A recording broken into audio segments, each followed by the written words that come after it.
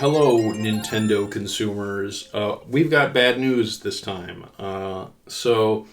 Nintendo's new variable pricing model has recently begun for Switch 2 games, where the digital versions are $10 cheaper than the physical ones. And for me, I really did kind of always see this as a price increase for games. I was kind of proven maybe wrong with some of the games that released after that, with Yoshi and the Mysterious Book, which was $60 digital, $70 physical, and then Star Fox, which is $50 digital, $60 physical, as is Splatoon Raiders. So we were seeing games that were in a lower price range. Some of them were still $70 physical. But it could maybe be argued that you're getting a $10 discount for the physical version, which is of course cheaper for Nintendo to produce because there's no physical product.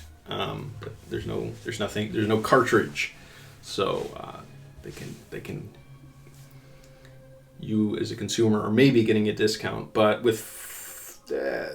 I was a little skeptical of that just because those games did seem to be a bit smaller.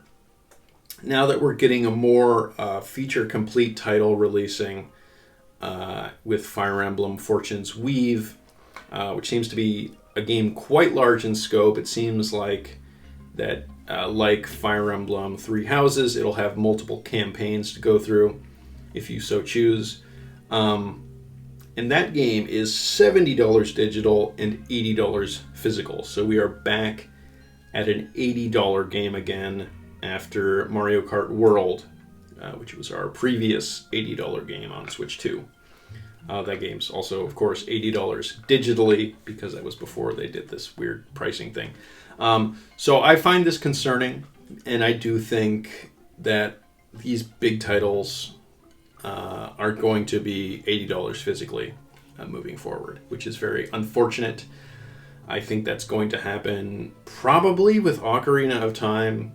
I think that's likely going to be the case, and plenty of other big titles, potentially the Dusk Bloods as well. The next 3D Mario, I could easily see this being the case. On the one hand, it's kind of nice that we are getting somewhat lower prices for the smaller games like Star Fox, which is a remaster of a Nintendo 64 game, which is pretty short.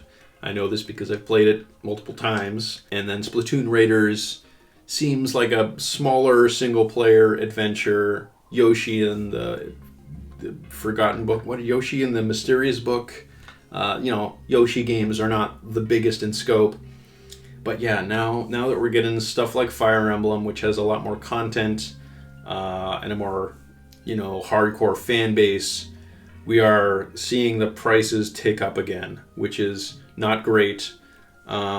Still too early to make a full judgment on this whole thing, this whole new pricing model. Overall, though, still lots to be concerned about. And I think we can potentially see it as just a price increase for physical games. But we'll have to, we'll have to see. Oh, the Alarmo's going off. The new Donkey Kong theme on Alarmo is pretty cool. I like it a lot. Not the happiest news. What is nice, and something that I did not expect, is some retailers are selling pre-orders for games at the digital price for the physical version, I believe. I think Walmart is setting the standard here, and then Amazon is matching that. I think with a lot of other stores, you are still paying the full physical price. But with, I think, Walmart and Amazon, you do get that $10 discount on the physical version for pre-orders currently. We'll see if that continues into the future. Speaking of physical editions, there is also a collector's edition for this game, which I guess is already sold out, which is also quite expensive. So I guess Nintendo knows when they can make their money from the physical game collectors, with this being $80 for the physical version and then the much higher priced special edition. Anyway, it's interesting news. Still a developing story, so can't make a definitive statement one way or the other.